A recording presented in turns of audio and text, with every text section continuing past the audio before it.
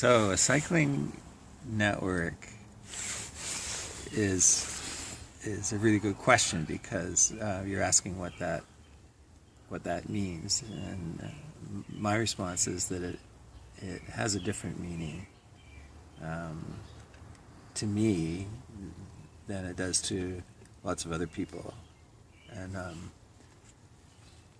I think that that's inevitable, but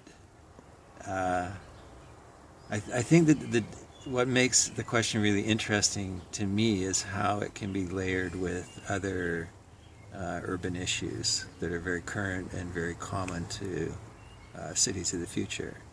So when you link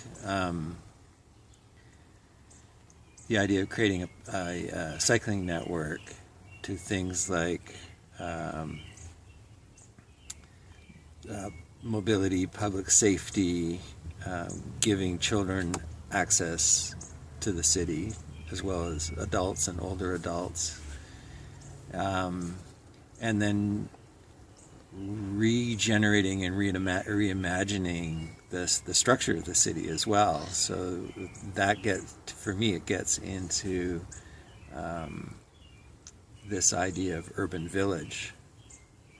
So, for example, we have examples here in Victoria that we know about Fernwood Village because there was this public square created there by blocking off the road 40 years ago.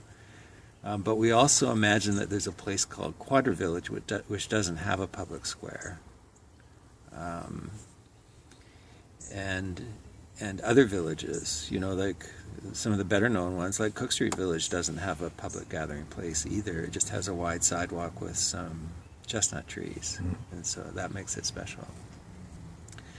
But my notion of a cycling network gives you mobility through the city that in a way that links these neighborhood centers. So the neighborhood centers form the nodes, and they become pedestrian environments predominantly. So you give pedestrians and cyclists the right of way, and then cars are either eliminated completely or they're relegated to last status. So you still give access to every home and every business by the car, but they don't have any priority on the road. You're always yielding to cyclists and pedestrians. So even what I've just said is there's people that have different ideas about what it is that we're doing with the cycling network. Just as an example of what I mean,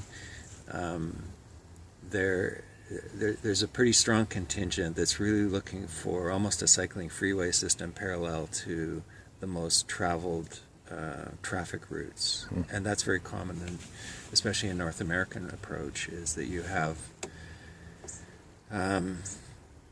typically the center of the road is for high-speed cars, and then there's some sort of protection, which is always hard to get, but then you have the cyclists, and then you have the pedestrians. So what I imagine is not that. It's taking a network of the quietest streets and turning those into the cycling pedestrian networks, but also layering that with urban food production, so that those quieter streets become a linear urban food forest that's linking all of these village centers. And along with that, a big part of mapping this out for me was to locate all of the public land in the city. So that's like all parks, all civic buildings, all schoolyards, and locate the routes so that they would pick those up. So a kid could ride from home to school, and the protected route would get them there. And then if you're